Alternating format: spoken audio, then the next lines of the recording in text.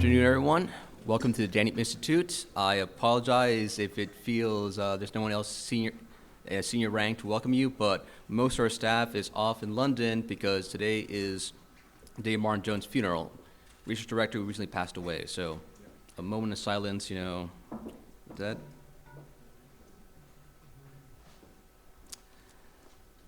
Now, knowing David, he would have wanted the show to go on, especially when it comes to academic research, and especially on this topic. So it's my honor and pleasure to welcome Dr. Sumantra Maitra.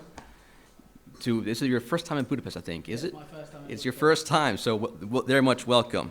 Thank you. Dr. Maitra is author of, most recently, The Sources of Russian Aggression, Is Russia a Realist Power?, which we'll be discussing today, his recent book. He is also director of research at the American Ideas Institute, which is probably better known as the parent organization for the American Conservative. He's also senior fellow at the Center for Renewing America, an associate fellow of the Royal Historical Society, and part of the Project 2025 presidential transition team based out of the Heritage Foundation.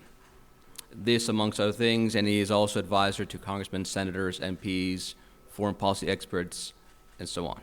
Now, I believe Sumantra has some comments. Or do you want to talk first, or? All right. I'll start, and then we can have a conversation. All right, ladies and gentlemen, Sumantra Maitra. Thank you. So what he forgot to mention is we used to work together in the national interest. You give it away now. A couple of more things before I start. I was supposed to come to Budapest in 2022, but that didn't work out because I got tied down with other work. This time when I was coming to speak in the Ludovica Festival and here, I was concerned about whether I should be more British and wear a tie or be more American and not wear anything at all and just not even a jacket. But so what I did is fundamentally I wore a jacket and kept a tie in my pocket just in case I need. And the second thing that I wanted to mention is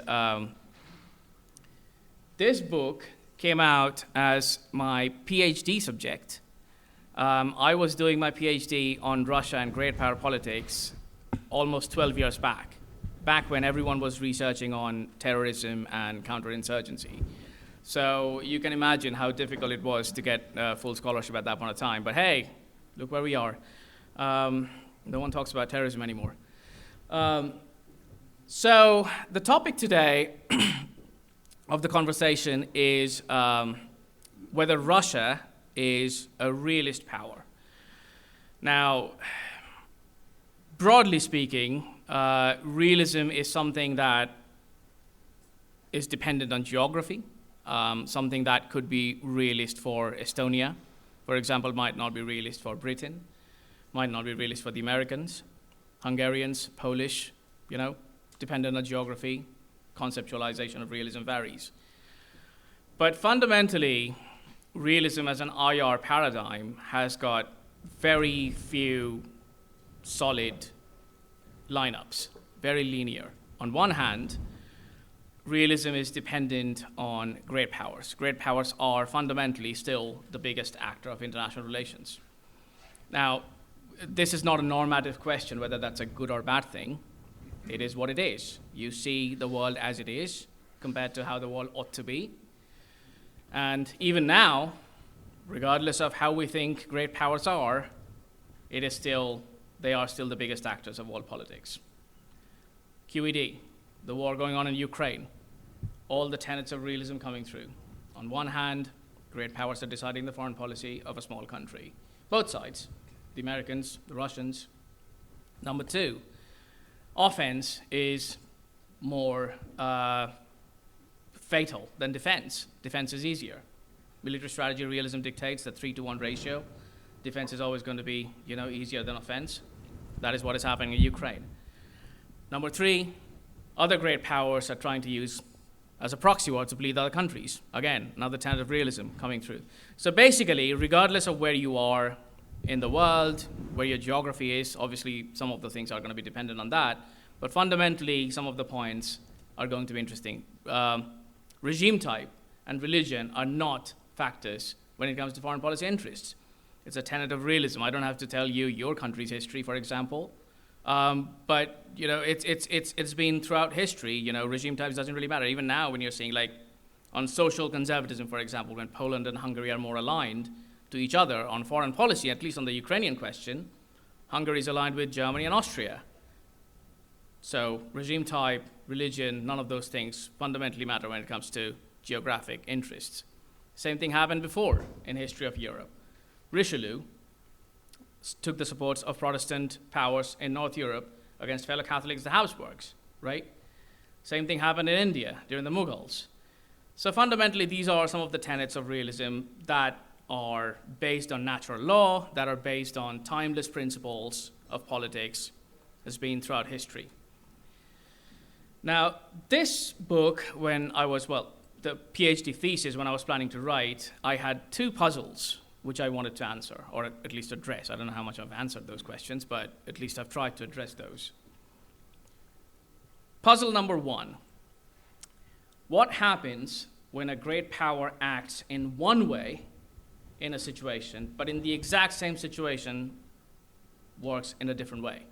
Like, what are the variables that dictate the behavior of that great power? So if a great power is aggressive in a situation, if a similar situation happens in another place, will the great power still be aggressive? Normally, history would say yes. But in a situation where it's not the case, exceptions are always more interesting than the rule. Why is it not happening? What are the variables that's dictating a different, outburst of a great power? So that's one of the things which I wanted to answer. So when people talk about Russia being a revanchist power, NATO expansion has led to Russia, the question that automatically should come to your mind is, NATO expanded to Montenegro. Russia didn't go to war in Montenegro. Why Ukraine? NATO didn't expand to Syria. Why did Russia go to war with Syria? Exceptions, always more interesting than the rule, number one. Number two, will and capability are not the same. I can intend to be James Bond, but I'm short, I'm podgy, I can't run. I won't be able to be James Bond. Russia can want to be the hegemonic power of Europe. Whether they're capable of that thing is a different question. Now, this is a fundamental question of foreign policy. If you are analyzing foreign policy, one shouldn't just listen to the talks of the leaders of that country, because that would channel you towards a very different direction. What you have to see is tally those talks with observable behavior. So what I did was I took a theory called the balance of threat theory, which gives you 4 different variables. 1, aggressive intention. 2, offensive capability. 3, offensive power. And 4, geographic proximity. These 4 different variables in a model of permutation and combination, and then you can figure out that which places Russia might go to war and which places Russia might not. So I had 3 case studies. This book is still not out yet. It's going to come out end of May and June, but if you want to read, I can send a PDF to Carlos and I can just distribute it to you people. You want people to buy it? Well, I'm an academic. I don't care. More people read, it's better for me. But fundamentally, the 4 variables, permutation of those 4 variables can determine your foreign policy. Now, NATO expansion, as you remember, the first person to talk about NATO expansion was not an American. It's a misconception. It was a German, Volker Ruhe. It was the Germans who first said that, our frontiers are going to move east. Then the Hungarians and Poles and the Czechoslovakians, at that point of time, it was a united country. Second phase, East Germany, first phase, East German unity. Second phase, Czechoslovakia, Hungary, and Poland. Up until that point, Russians were very miffed, but they didn't have any power or capability to do anything about that. It was the mid-90s. Russia was a decimated state. That slowly started to change around 98 and 99. For 2 reasons. 1, the geographic proximity moved towards Russia. The more NATO was expanding to the east, the more threat perceptions of the country, of the Russians, were changing. Now, for those of you who speak Russian, you would know that there is no word for safety in the Russian language, for example. The closest word for safety is bezopasnost, which means no danger. It's a country whose entire strategic idea is dependent on paranoia and attack from outside, from the Mongols, from the Swedes, Lithuanians, Polish, Kaiser, Napoleon, Hitler. their idea of threat perception is very different than Britain or America. Like, I live in Britain, I live in America now. They're both maritime powers, surrounded by the sea, big navy, never faced a full-on invasion. Britain probably faced during the Roman times, but other than that, didn't really happen. The Americans, the biggest two things that happened is Pearl Harbor and 9/11. None of those things are invasions. Russia's not the same. They don't see threat perceptions in the same way as we do. Now, we might not like it, and we might not keep saying that, it's not, we don't intend NATO to expand to be a threat to Russia, but say that to Vladimir Putin, right? I mean, it's not, they see it in a very different way. So the second phase of NATO expansion around the 1998 and 99, when that started happening, the Russian reaction started to change. You would remember Primakov turned his plane back, went back, and then obviously when we went to the Baltics, that was when they started talking about red lines. Ukraine and Georgia is going to be red lines. Bucharest summit in 2008, it was the worst of both worlds. On one hand, the Americans said, we are not going to give Georgia and Ukraine membership. The Germans agreed. Britain and the Baltics said that, no, we need to give the membership to Georgia and Ukraine. So what the Bucharest summit did is they said, we are going to give membership, but not at a fixed time. So on one hand, they told Ukraine and Georgia that you're going to be part of this club, and we are going to guard you, but there is no fixed time, so there is no, tomorrow we are not sending troops to, defend Georgia or Ukraine. But on the other hand, the Russians think like, this is it. 45% of Russian wine and cheese, export probably went to Ukraine. If Ukraine becomes part of the European Union and NATO, there will be control checks. That goes away. Eastern parts of Ukraine, the silos of SS-24s, they were made in East Ukraine. That goes away. So from the Russian perspective, they didn't understand that we were signaling. We were not intending to give Georgia or Ukraine membership. We were telling that, yeah, you're going to be part of the, member of the club at a later date. It's going to be fine. We were trying to satiate the forces in Georgia and Ukraine. What the Russians saw was like, this is the final line. They're next. They're coming to us. That was the worst of both worlds. If you're doing diplomacy, never do it this way. If you have a red line, have a red line. So that was one of the things. And then after that, obviously, the Syrian war changed. So the second principle that I started to study was what strategic interests in the places that Russia intervenes. So what are the variables? The aggressive intention and aggressive capability needs to match those two of the variables. What were the variables in those cases? One, Ukraine I already mentioned, the eastern parts of Ukraine and all that thing. Georgia had pipelines from Baku going through Russia. Russian peacekeepers were in Georgia. In Syria, Russia had its only warm water port. So the three places where Russia actively intervened, we found one single variable, that they had defensible, geographic, strategic interests. So when you are trying to then figure out foreign policy, and you have this model in front of you, and you have these four variables that you can permutate and combine, you understand that it's not just a mindless reaction to NATO expansion. So tomorrow NATO expands to Finland and Sweden, some other country where Russia has got no strategic interest. Doesn't mean that we face a war.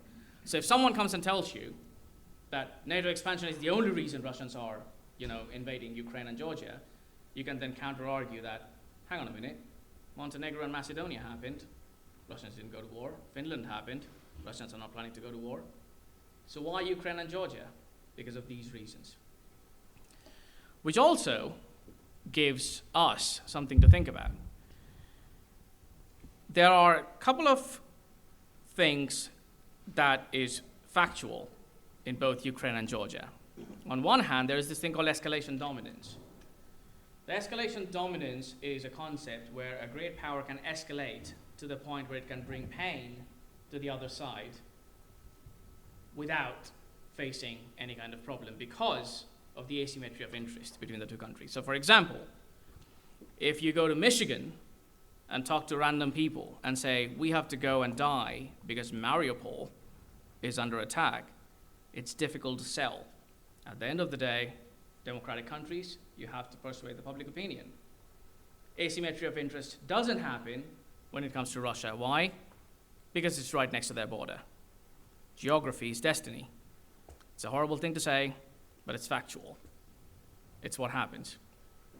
Now, because of that asymmetry of interest, the Russians have the escalation dominance. So if Russians want to escalate, and we want to escalate, and the Russians escalate more, we would stop and say, like, hang on a minute, do we really need to go there and risk? Because at that point of time, the asymmetry of interest is going to come into play. So that is not going to change. Now, the final chapter of this book then decides then, if that is happening, and we are not planning to go to nuclear war with Russia, and we are not getting Ukraine and Georgia in NATO, regardless of how many times we say that, yeah, they are going to be at one point of time inside the club, what happens then? Like, what is an alternative? We don't want a great power war. We don't want 1914 in this continent again. So what happens? At that point of time, it is divided into the Dormant NATO strategy that we were talking about anyway, but fundamentally, we have to see which European powers are seeking conflict with Russia, which European powers are not seeking conflict with Russia, and how to bring them to the table and figure out a way of compromise. Because at the end of the day, we are not, at least, so for, not for lack of trying, obviously. I mean, tomorrow there might be a no-fly zone and it could massively escalate. But intentionally, no one in America, and I can guarantee that, no one in America wants to go to war with Russia. Otherwise, it would have happened already. It's not happening. So if that is not happening, where does this end? Where does the war in Ukraine end? What is in Ukraine's benefit? What is in NATO's benefit? And what happens after that? What happens with Russia? We have to, if not figure out to have Russia in the European balance some way, I don't think they're interested anymore. I think the Russians have realized that we don't want them to be part of the European balance. But nevertheless, you only make compromises with someone who you perceive as your enemies. You don't compromise with your friends. So we need to figure out a kind of compromise. So I think that's where I ended my book before the war started. And obviously, I hate to say, but it came true. And that is where I should end my talk. And I'd open it to more questions.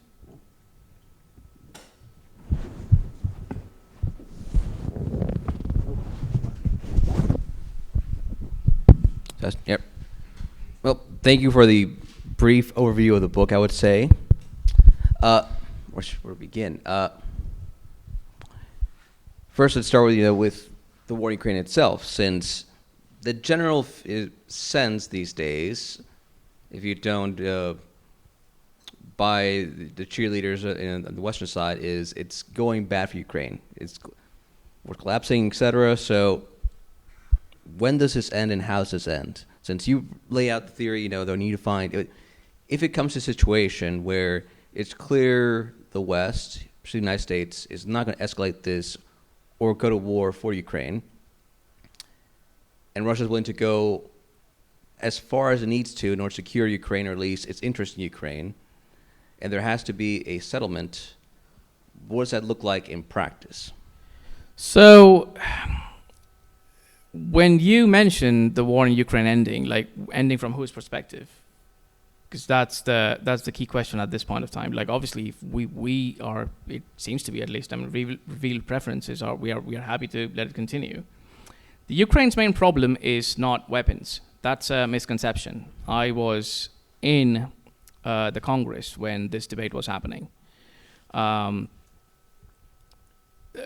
There's a lot of news that is coming out. Obviously, some of the think tanks, some of the Atlanticist think tanks that Carlos obviously knows in DC, they would try and portray the idea that fundamental problem for Ukraine is platforms and weapon systems, but that's not true. The Ukraine's main problem is manpower. If Ukrainians had a foreign legion ongoing for the last 3 years, take a guess how many people joined. Less than 1,000. Take a guess how many people tweet about go to war for Ukraine. Hundreds of thousands. It's very easy to tweet. It's very difficult to actually go and join a war. We don't have Hemingways and Orwells joining the Spanish Civil War anymore. So Ukraine's main problem is manpower. The second problem that Ukraine faces is we tried to create an armed forces in the model of the United States or Britain. Combined arms operations, planes and jets and fighter planes, all of the three things happening together. But Ukrainians had the military strategy, which is very Soviet. You know, they have their idea of column movements, for example, is different than what we do. Number one. Number two, they also don't have the planes. We haven't given them the air power that they need to have a combined arms operations. We have taught them how to use mine clearing operations, for example, but when people are going to do the mine clearing, there's no air cover. So that is not happening. The problem number three is because the Ukrainians had this very Soviet style of attack and going to war and strategies. When we trained their forces, we trained around 45,000 troops. So that's 9 brigades.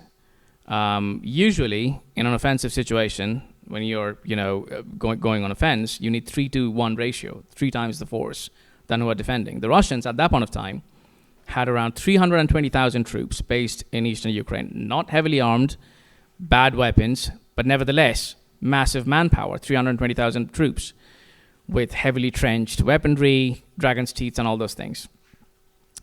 The Americans told Ukrainians that what you have to do is, because you have less people, fewer number of people, use the entire force, go through the middle, cut the 2 slides open between Donbass and Crimea. Just go straight. What the Ukrainians did is divided that 45,000 people into 4 different axes, went through 4 different sides. Every single of those sides were butchered, especially in Bakhmut. You've probably read the news. And then their offensive failed. So there's this huge problem where they don't have the weapons, their strategy is different, and they're not, frankly, listening to us. And I'm not really sure as to how long they're going to continue. They're having street fights about conscriptions in Kiev and places like that. And all I can think of is General Milley telling them, like, take the win in 2022. Like, you were winning, Russians were in the back foot, go for a compromise. Didn't happen. At this point of time, the Russians think that they are winning. The Ukrainians think that they are not losing. This is a dangerous situation. Compromise only happens when both sides know that they are not winning, or when one side has the capability to just run over the other side. Neither of those 2 things are happening now. So this is going to continue up until the point where, one, we have a change in DC, or we just have no one to give weapons to. Like, the manpower is just decimated to the point that there's no future of that country. We are already paying for their pension funds. It's a terrible scenario. What about the argument that, let's say we get to the second scenario, no more people to give weapons to, a great many people, especially in DC, will point out, well, that's all the more reason we need to intervene, because if they're out of people, what's to stop Russia from advancing, I'm not going to touch, actual EU, NATO, but all the way to Lviv? So what? I mean, the question is, yeah, okay. Well, I mean, if Russia wants to just take over Ukraine and try and pacify, it's going to be bogged down for the next, 20 years, 30 years? Look, the Russians, again, like I mentioned, it's a bizarre scenario where the Russians are not capable of taking over Ukraine. They just simply don't have the power or the manpower or even the weapons, much less being the question that I ask people is when Operation Barbarossa happened, for example, when the Germans went to Russia, how many people did you see walk at the same time? 4 million people, 600,000 horses. When the Russians went to Ukraine, it was 90,000. 90,000 people for 37 million, a country of 37 million people. It's not that easy to pacify the second largest country of Europe, even after 8 million people have left Ukraine. It's not easy. That's point number one. Point number two, even if Russia takes over the entirety of Ukraine, they would still face a hostile insurgency. Look at our experience in Iraq and Afghanistan. We were fighting camels, and we failed. And the Russians are fighting heavily armed people, extremely nationalist, to put it very politely. And what are they going to do? They're going to face an insurgency for the next 20, 30 years. They're going to decimate their population themselves. If after that the Russians think that they're just going to cross the border and invade NATO country and invite an armed retaliation, that's a statistical possibility, but I find it very hard to believe that the Russians are that illogical They haven't given, any sign that they're acting irrationally. They even, like, when they were losing in Kiev, they went back. Irrational countries don't act like that. Speaking on, touch your earlier point about capacity versus will. Now in the West, there's, given the threat of Russia, there's this broad effort to remilitarize, try to convince people to sign up to serve the military again. Germany pledging 100, I think it was 100 million, it was not 100 billion euro to, Pledges, yes. Does the West, this is very broad, it's Europe and the United States, but does the West even have the capacity to do this anymore? The total population of Europe, and that is only the European Union without Ukraine and Georgia and Turkey. Turkey is part of NATO, by the way. The total population of the European Union currently stands around 530 million people. Russian total population is like 143 million. The total GDP of Europe is 18 trillion, 10 times than Russia, 1.8. The problem of Europe is not that Europe cannot balance Russia. Europe can if it wants to. The problem of Europe is like there is no one coherent set of European interest. The Western European interest is not the same. And we are the victims of our own success because of NATO expansion. Think of the Germans. President Trump said we are going to move troops out of Germany. Great. We want Germany to pay for their own defense. What do we do after that? Put the troops in Poland. Why would Germany pay for its own defense when we are putting American men in between Germany and Germany's perceived threat in Russia? It was a stupid thing to do. You cannot expect a country to pay for its own defense unless that country faces threat. Who are the countries who are raising their cost? The Baltics. Why? Because they face the threat. Belgium and Luxembourg, nope. France talks a big game about going to Ukraine, sending troops. What's the percentage of defense spending in France? 1.2. Revealed preferences. So yes, Europe can, if it wants to, balance Russia on its own. But the problem is there are it's Kissinger's thing. If we need to call Europe, who do we call? There is no one single set of coherent interest.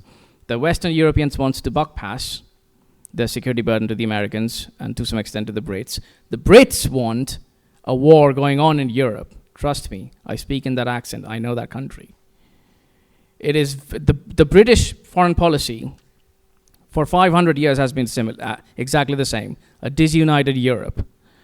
Currently, they're not the empire. They cannot have a disunited Europe. So what they do is they have a simmering war in the continent where Europe is divided and America is in. It's a very classic grand strategy. If I was advising the British government, I'd tell the exact same thing to do. Whether it's an interest of America, where I live now, is a different question altogether. The Baltics, on the other hand, wants to chain gang America to a war because they obviously understand that they have to neutralize their own threat.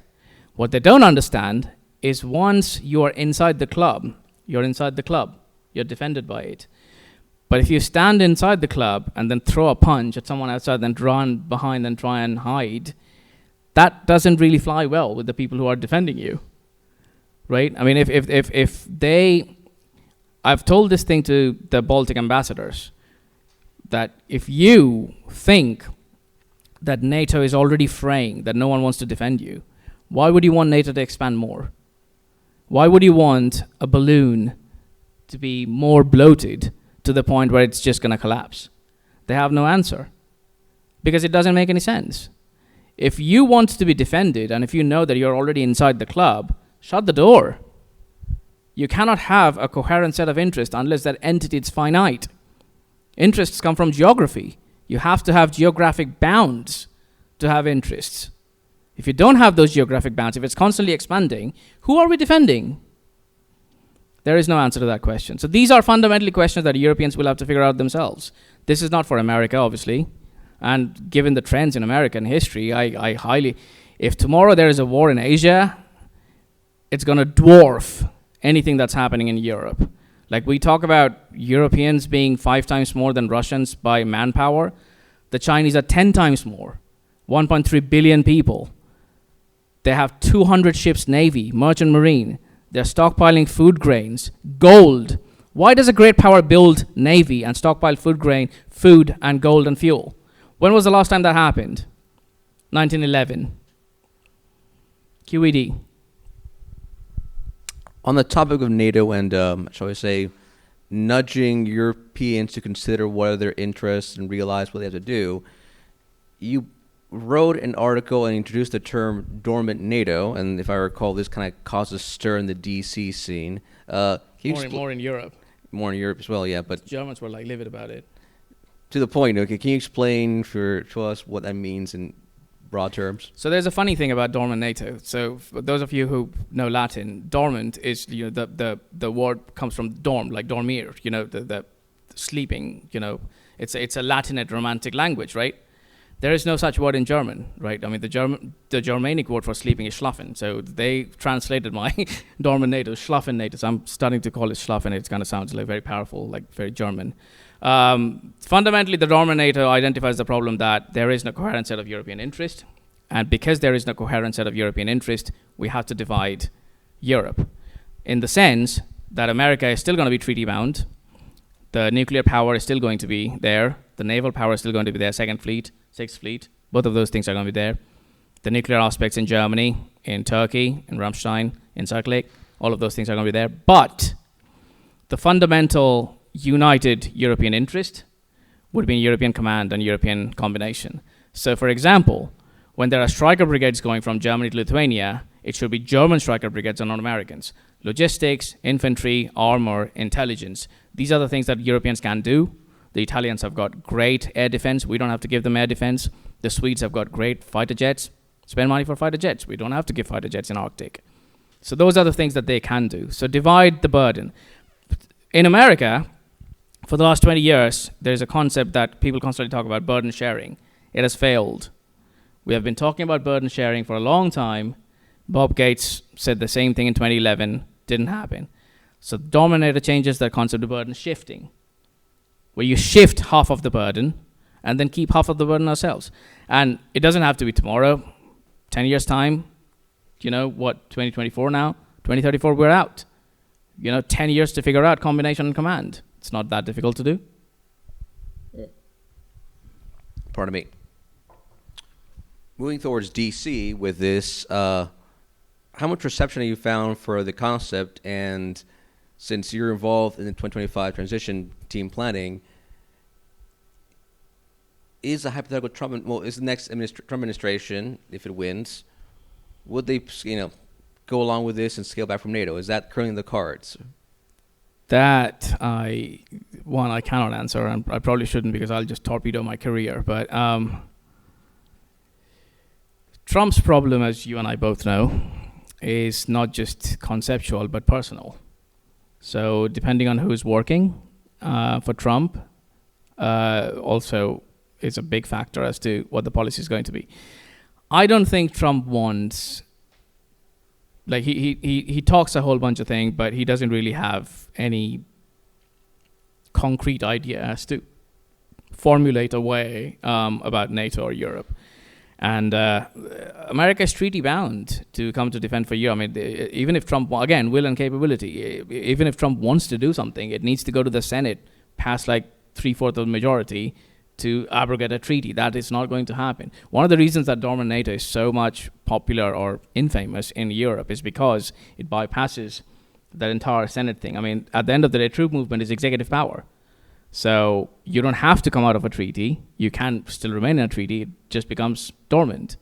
You move the troops out to the point where the fundamental basic defense of Europe is in European hands. Whether Trump is going to do that is something that I don't know. I'm not in that senior level to decide whether Trump is going to do that. I am barely, in the Project 2025 thing. Hopefully, Dormant NATO would be a pillar of the next national security strategy, but I don't know. But depending on the personnel, there's a possibility that listen, at the end of the day, the American strategy in Europe is structural. China is the big question. If that happens, it's going to be precipitous. If that doesn't happen, it's going to be slow. But it is going to happen because the structural forces are pushing America towards Asia. America fundamentally was an Asian power. It was a Pacific power up until 1950s, Robert Taft. Different reasons, but because of that. That is again happening. Asia has got the majority of the trade. It's Asia 2023 is not like Europe 1949, so there is no hegemonic threat per se of China. Like China is not going to go on a rampage like Japan or Germany and invade India, Vietnam, Australia, Japan all at the same time. That is not, again, regardless of how powerful China is, that is not going to happen. But that being said, if there is a war in South China Sea, it's going to dwarf. I mean, the Chinese invasion of Taiwan is going to be something for history. It's going to be nothing comparable to Russian invasion of Ukraine. It's going to be much, much harder. And at that point of time, unless Europe is prepared, half of American umbrella is going to move to Asia. It's going to happen anyway. So Dormant NATO can, at least in the next 10 years, hopefully provide a pathway forward which benefits both the sides. Hopefully.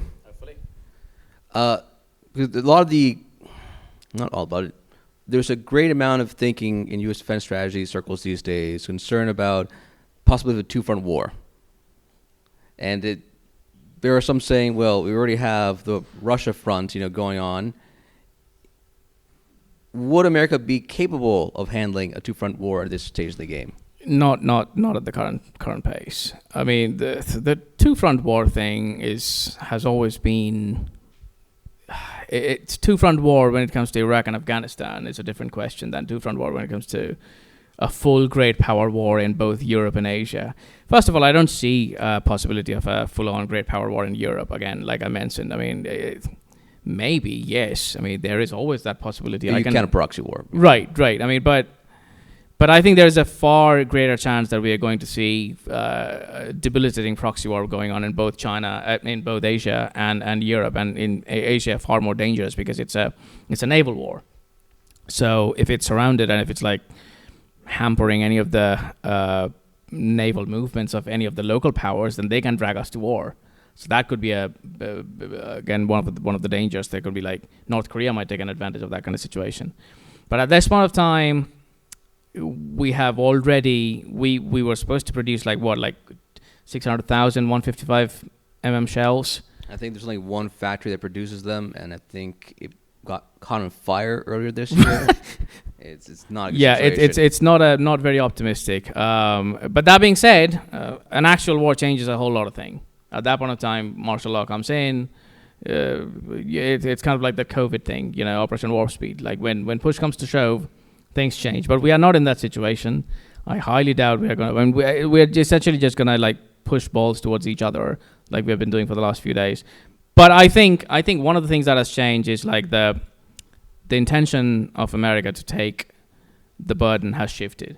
Like I remember, you also remember, like probably like 10 years back, you wouldn't find like 119 congressmen voting against war aid. That is not something that has happened in the last 30 years. That is a changed country. And that has happened because, there is this idea that we are the ones who are doing all the things, Why should we? I think this is a good point to open up to audience questions. Is there anyone who wants to go first? Gentleman in the back there.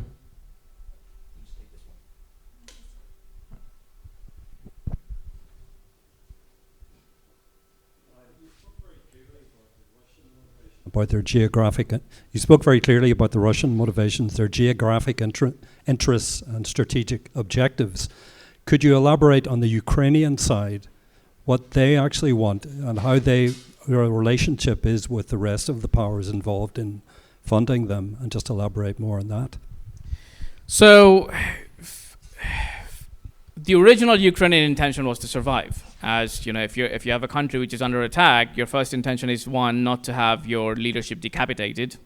The Hostomel invasion failed in the early days of 2022. 2022, yes. And then there were like 5 axes. The top axis went down, and at that point in time, Ukraine understood that their leadership is relatively secure, regime change is not happening, and at that point of time, their intention became war of attrition. Now, they say that their basic intention is to recover all lands that has gone. I am not privy to their internal dialogues, but I highly doubt they actually believe that themselves. Maybe their leadership does. believe that, but I'm pretty sure that the generals don't. In fact, one of the generals gave this quote in Economist, and then he was fired or demoted or something of that sort. I can't remember the name. Zaluzhny, I think. That was the name of the guy. Because he's a military guy. He can see the numbers, right? When you put numbers on a piece of paper and you see like, oh, I've got like 2 people and there's this entire, village that I have to recover. It's easier said than done. There are no magic weapons in a near-peer war. It's not like, the British fighting the Zulus. It's not the same weapon. You can't fight people with the same kind of weaponry, and then especially when the other side has got more numbers than you. So I think the military people understand that it's not going to happen. I think one of their intention is to see that they can drag part of Europe to war. Now, this might be a borderline controversial statement, but it is true. Consider it this way. Ukrainians understand that their majority of the problem is they lack manpower. There is no riders of the Rohan, coming across the hill. That's not happening.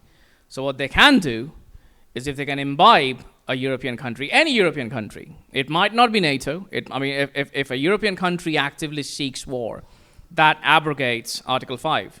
So if Poland goes to war with Russia and says like they declare war on Russia, if Russia counterattacks Poland, Article 5 is not going to come in handy because at that point of time, Poland is the one which invaded. Same with France. But if Ukraine can incentivize that situation where Poland feels compelled to go to war, then their manpower problem is solved. So you remember a year back, there was this missile that flew from Ukraine, hit Poland. The Ukrainians kept on saying that, oh, this is a Russian missile. It crossed our thing and just went and hit a Polish field. What they didn't know is the Americans were tracking the data, the missile tracking data. And they were like, no, it is not a Russian missile. We can see what's coming. It's one of your anti-aircraft missiles. But I was like, no, it's not true, it's not true. And then they found that it was like an anti-aircraft missile from Ukraine. Obviously, there's a war going on, so that kind of like died down. But you can understand their intention in some of those situations that, they're desperate to build ally. It's the same what the British wanted in the Second World War. Like, for some reason, if America joins the war, that's great. Sorry, not the Second World War, the First World War. If America joins the war, then that changes the entire situation. I don't blame the Ukrainians for doing that. Now, whether it's in the interest of the Poles or the Hungarians or Central Europeans to go to war, that's for Europe to decide. But, that being said, if they do plan to go to war, Article 5 is not going to come. Not going to happen. It only happens when, and even then, Article 5 doesn't, 1, supersede Article 1 of the American Constitution, which brings the war power to the Congress. And number 2, the thing that Article 5 does is get everyone together in a table and discuss what's the next step going to be. The only time that was used was after 9/11, right? Everyone came together, tried to decide what to do. Belgium sent we're going to send 2 medics to Afghanistan. Taking part, yes, but think of this in reverse. Even if there is an Article 5, the Americans say we are coming together to discuss what's going to happen. We're going to send you food. Well, that's not going to war. Good luck.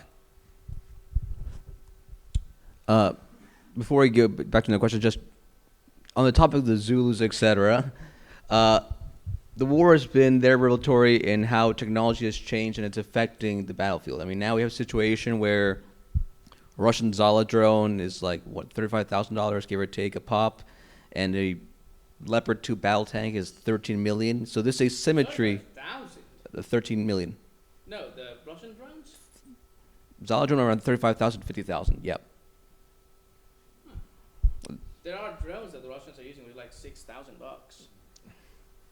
I guess even more to the point, which is how are these asymmetries affecting the broad-scale analysis of fighting a war? So usually the defense is always easier than offense, right? I mean, that has been proven in the Ukrainian war as well. Like, the side which is defending is in an advantage. When the Russians invaded, they lost. When the Ukrainians went to Russian side, they lost a whole bunch of money, and now it's kind of like a stalemate.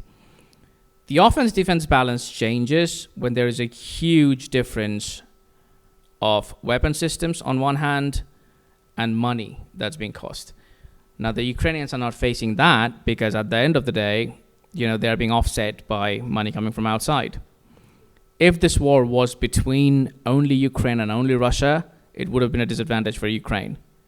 Because at that point of time, the mass power is added to lower cost, which makes it a benefit for the offending side. So that changes the equation on its head. Now, the other side of the question then is that exact same dynamic can happen in China or Russia. If we start mass producing, at the end of the day, we have got more money, we've got better weapon systems, we've got better military industrial complex, and we can just outsource. We can, some of the things that we are trying to do is like essentially outsourcing drone manufacturing to South Korea. Lower labor cost.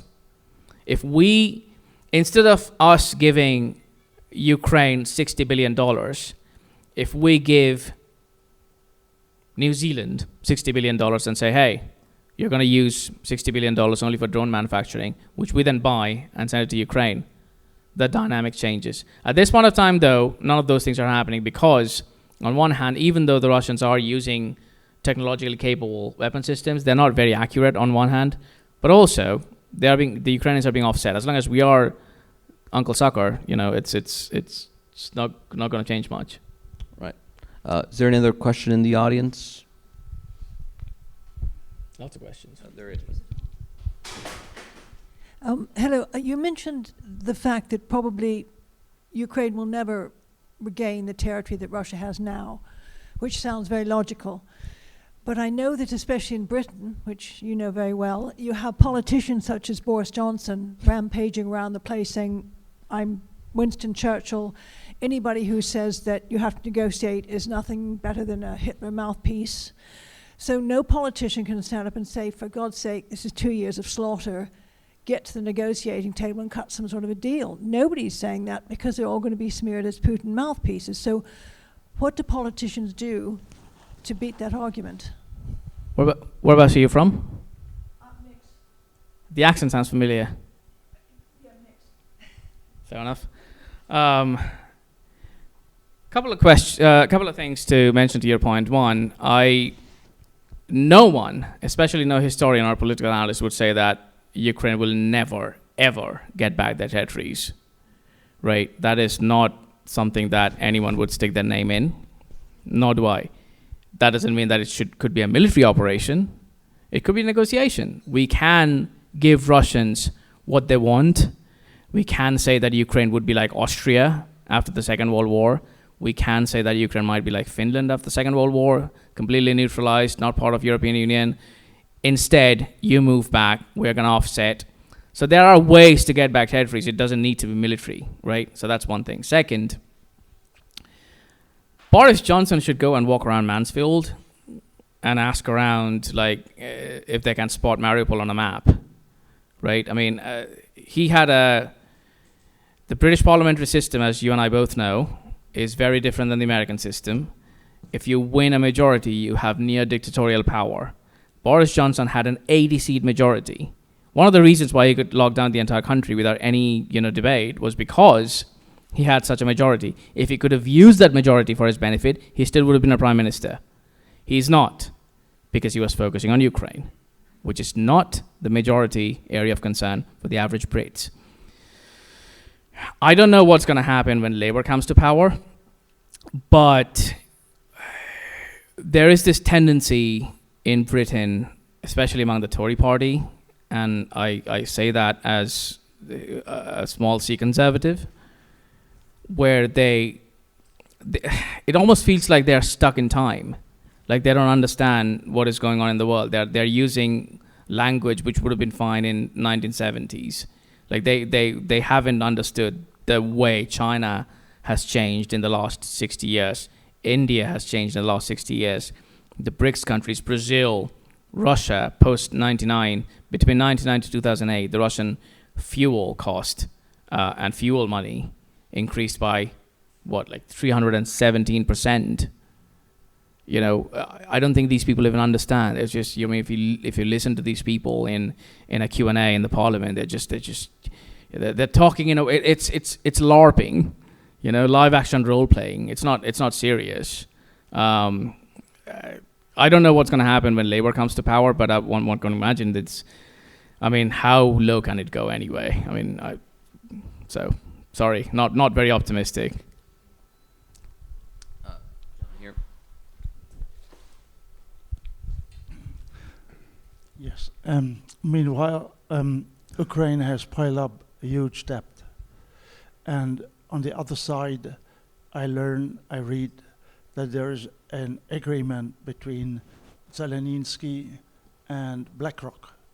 BlackRock is supposed to organize the reconstruction of Ukraine. So do you not see that the target or the goal of this war is just to continue and to destroy as much as possible, so that how are these Ukrainians going to pay back this debt? They were already bankrupt in 2011, yeah? So Sure. in peace. So how are they going to pay back? No, they can't. I agree with you. But the question So then is like, who is going to pay the Right. 60 billion? Who is going to pay van der Leyen's 50 billion? Yeah? This is a problem of democracy, of parliamentarism. Yeah? I agree. Who has a say? Who has a say? Did they ask you, do you want to spend another 60 billion I for mean, these I people? wish then I wouldn't have spent a single penny on Ukraine, but Yeah. I agree with you. Yeah. No, But you're this is- right. I mean, It's look, a huge problem. Yeah? the only thing that I can say is because that I work within the decision-making process of DC. When people in DC talk about giving money, they don't really think of BlackRock or Ukraine. It's on autopilot. Like so, there are people in the Congress who are used to doing things in a way that they have done for 30 years. They don't think. They don't think about BlackRock. They don't think about Ukraine. They don't think about Ukrainian debt. They don't think about Ukrainian manpower. They don't think about the hundreds and thousands of men who have died in Ukraine. It's not gonna come back. Ukraine is a broken country, So they don't really think of those things. On the other hand, it's easy to blame the whole thing on DC, but at the end of the day, the Ukrainians had an option before the war. They also didn't want to choose neutrality. They also didn't want to. They were determined to go be a part of NATO and European Union. I don't think the blame can go on one side on this question. But I agree with you. Ukraine, at least for the near foreseeable future, it's not going to be independent. It is not going to be independent. They don't have the money. They don't have the men to work. It's a country of widows. It's a horrible, horrible situation. They're not going to be independent.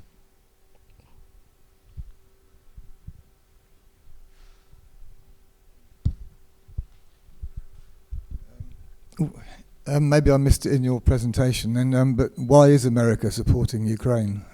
Was that sorry? Why is America supporting Ukraine? Because we are bleeding Russia. Is it working? Well, it is. I mean, look at the number of people the Russians died. It's not a good thing, but I mean, the simple answer to your question is yeah. I mean, that we are bleeding Russia. We're not going to war. It's the Ukrainians dying and the Russians dying.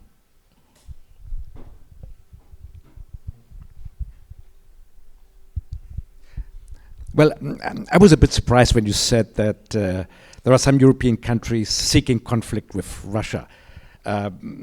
You probably meant it in a different way. Of course, Poles and Balts are most supportive to Ukraine. Right, but seeking in the sense, like I don't mean Right. like they want to go to war, but like they are more hyper about. Sure. Sure. Yeah, fair enough. And isn't it logical now that the Balts, the Poles, are most supportive of NATO membership of Ukraine? Of course, not before the war, but now. Yes, and the contradictory thing that they talk about is, on one hand, they say we don't want to give NATO membership to Ukraine when the war is going on, when they need it the most, but we will give them when the war is over.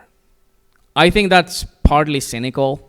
Like, you just kick the can down the road, like, no one is going to come back and, if a politician in Poland or the Baltics is saying like, yeah, we're going to give NATO when everything is over, Ukraine NATO membership when everything is over, fine. Who's going to come back to them in 15 years' time and say like, oh, you said this one, where are you now? Politicians don't work like that, number one.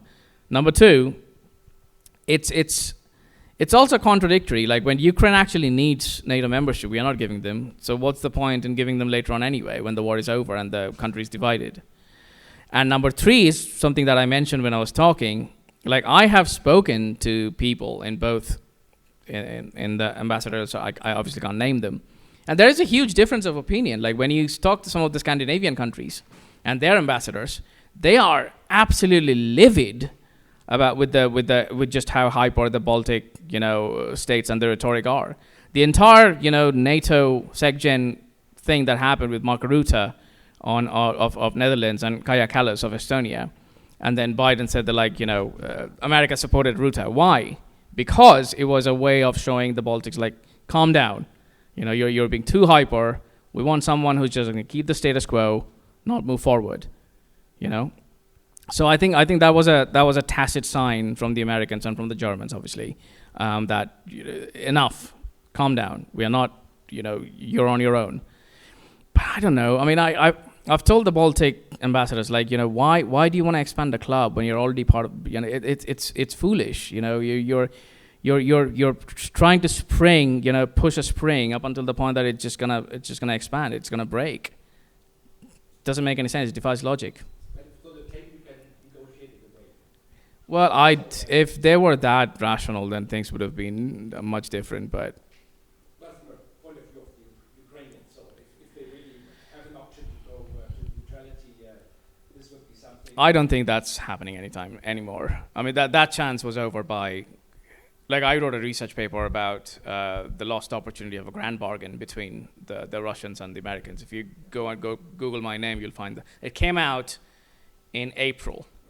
February, the war started. I wrote the paper in October last year, the year before. But obviously, peer review takes like 6 months, 7 months time. By the time it came out, the war has already started. But that point of time, you can't expect the Ukrainians to be neutral now. Obviously, that's not going to happen. But it would have been, who knows? Like it would have been a different situation. Anyone else? Question? Gentleman back there. Sorry, just to elaborate a little bit on what you said earlier, why exactly does it benefit the United States to bleed Russia? Sorry? Why does it benefit the United States to bleed Russia? It's not a question of benefit. I personally don't think it benefits them at all. I think they're just pushing the Russians to a Chinese hand. I think it's a short-sighted thing to do. I think there's a segment of American strategic thinking.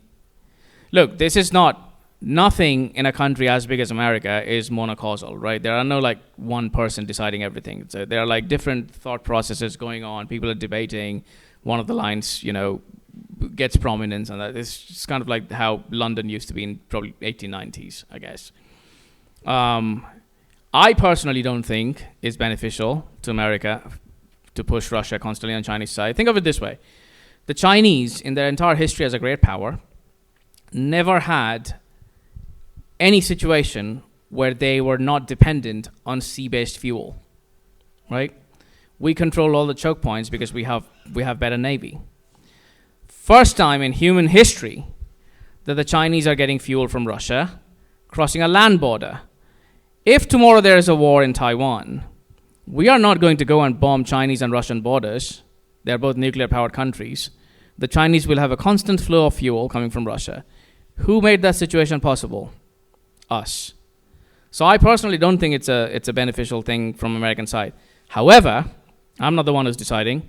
There are people in the American strategic circles who have decided that at the end of the day, we are paying 1% of our defense budget. It's, not too much.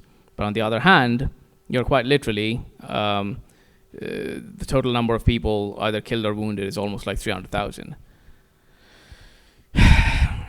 I don't know what to say. I mean, that's my only answer in this question.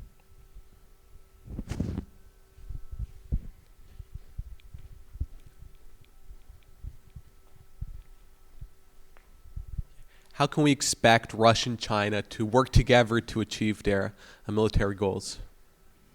They already are, in a way. The Chinese are doing exactly the same thing that we plan to do to Russia with Ukraine.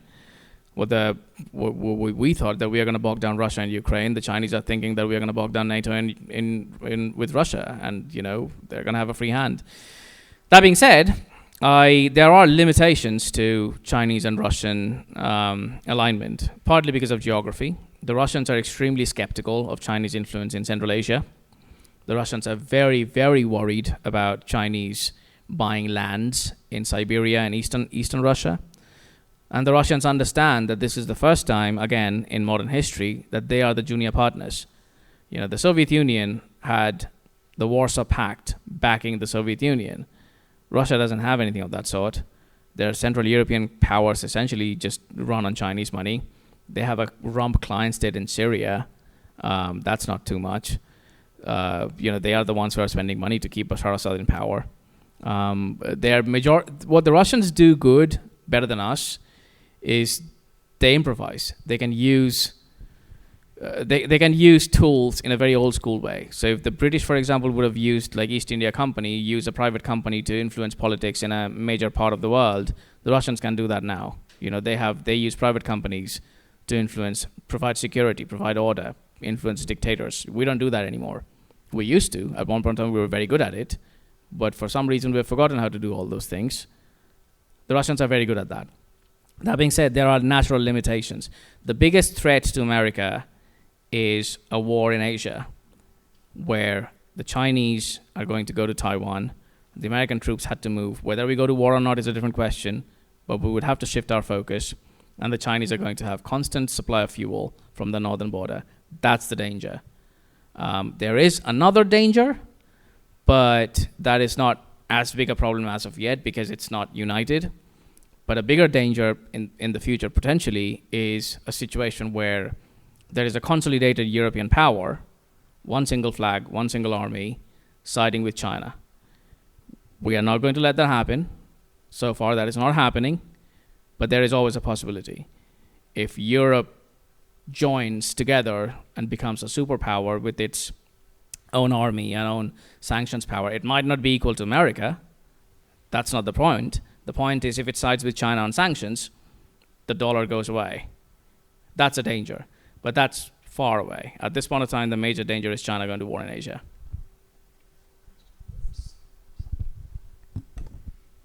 Thank you. We were a bit late. I'm sorry. You may have covered this already. Do you expect the American attitude to change, perhaps, if we have an election and it's Donald Trump who's elected? Well, hopefully. God wills, Deus vult. If it happens, it happens. Trump, again, like I mentioned to him, Trump has got good instincts. He understands how we are the ones who are carrying all the burden, but he also has got very bad, idea about choices of people who are working under him. So if he can get good people to work under him and, they can give him good advice, then there's a possibility that the foreign policy is going to change. We'll see. We'll see how it goes. How's the landscape looking right now, actually? What's that? How's the landscape looking right now, actually, in terms of potential advisors, etc.? Well, it's starting in August. That's when the NSC, the NSA, OMB, Chief of Staff, all those people are going to be in the transition team. So, but is there some pre-game? Is there pre-gaming is going on, but that is not something we can discuss anyway.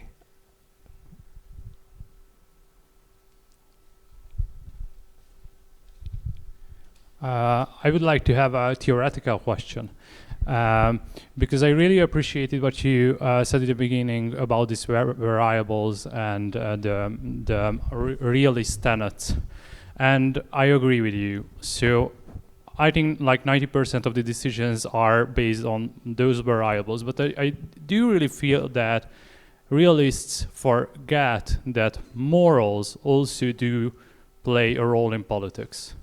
So I would be interested in your perspective on that argument, but also maybe we could understand the ambassadors you just mentioned, the Baltics. Maybe for them it's not on interest and power, but simply a moral issue, and they appreciate that someone would like to join to the NATO. Let's have them. Maybe that's a moral issue. Sure. I mean, realism never says that morals or economic power or all of these other variables are not important. It says that structural variables are more important. So realism, there is a paper by John Mearsheimer called Reckless States and Realism. It explains when states, even though they are realist, act in a very reckless way because they have to listen. The world politics is a very complicated thing, right? So there's a whole bunch of things happening. And you're having to make a decision at the same time. Japan in 1941 had an option of invading Soviet Union or the United States. They were both realist principles, you know. Both would have worked, but it chose the United States. Why? Because at that point in time, its economic variable it didn't have fuel. Philippines and all those places, Singapore and Malaya were on the British and American hands.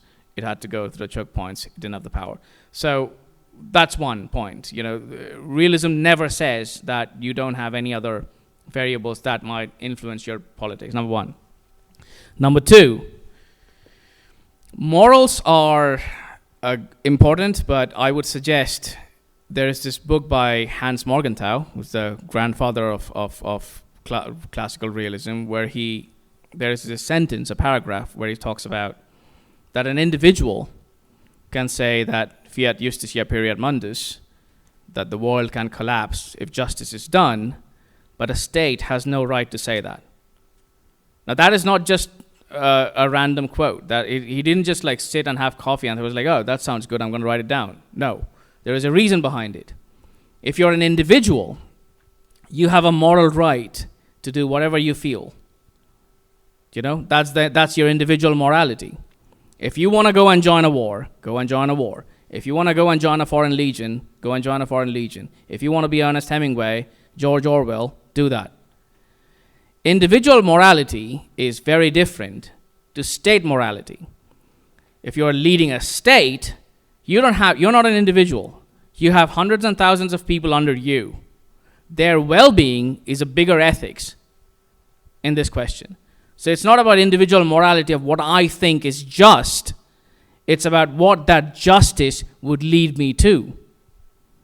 If I choose that justice, where does that end? Is that trolley problem of economy. You know, like you have 2 train lines, you have 5 people on one and 1 person on the other. You have to make a choice whether you kill that 1 person and save 5 or whether you let that train run. So morals it's not a variable when it comes to foreign policy because you're not deciding as an individual. Your personal morality, you could be a saint. I'm not, but you could be. The ambassador who wants to join or have Ukraine join could be, but that doesn't make his judgment moral. He might think he's moral, he might act moral, but his judgment can lead to a bigger ethical conundrum where other states, would you have a small war going on in Ukraine and think about the justice of Ukraine joining NATO? Or would you have a great power war across Europe where millions and millions of people die? Which one is a greater morals in this case? Which is more ethical?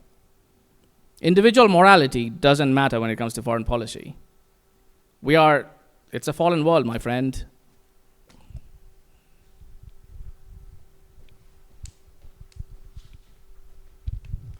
One thing I'm quite ignorant of, which I've seen mentioned, is the French seem to be quite keen. Macron mentioned about sending some troops to Ukraine.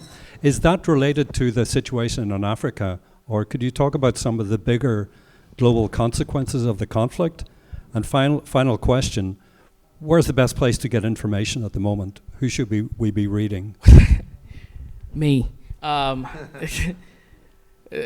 The French are doing what the French do, is they see an option where the European Union's leadership is vacant and they want to make a play to get the leadership position. Strategic autonomy, iron hand in a velvet glove. It's been the same since Cardinal Richelieu. I don't think they believe that they want to go to war with Russia. Again, they understand the game. I think they are really angry with how Russia pushed them away from Africa, from their own sphere of influence. 5 countries had coup, all of them Francophrique. They speak the French language. They were under traditional French, there were French troops there. Russians played a very smart game, provided local order, didn't go and give lecture about LGBT rights, just said that we're going to have help. The guy who's the biggest dictator, we're going to help him, and he's going to provide order, and that's what happened. I think the French are kind of mad about that. But also, I don't think they actually believe that, they're going to war with Russia. They're saying those things because they understand that the European Union is now divided. Germany's down. They want to take the leadership position from Germany. They have support of the Baltics and the Poles. That's a good position to be. It's a smart play. It'd be the same, with the United States. I mean, divide and rule, my friend. Well, with the U.S., it's what do we risk Washington or an American city for Vilnius, for example? Yeah. Usually congressmen say no, applies to the French. What do you risk Paris or Toulouse for Vilnius? Right. But there is a danger, though. There is a danger of inadvertent escalation. Like we have seen a similar situation almost happen in the Korean Peninsula in the 50s, for example. You have all seen The Hunt for Red October, right? The movie? Yeah. There was this scene where, this guy, the American, is talking to the Russian ambassador and said, your troops and my troops, your ships and my ships in close proximity. Do you think that's a smart thing to do? Wars have started because of that. Sometimes wars start without anyone wanting to start a war. It's kind of like a security dilemma. It's a chain reaction. So I think there's always that inherent risk of French brinkmanship over there. It's like, we are not going to send troops. We're going to send our foreign legion without any badge or any insignia, and they're going to go and war. Fine. What if their entire fine? Okay, they're sending troops.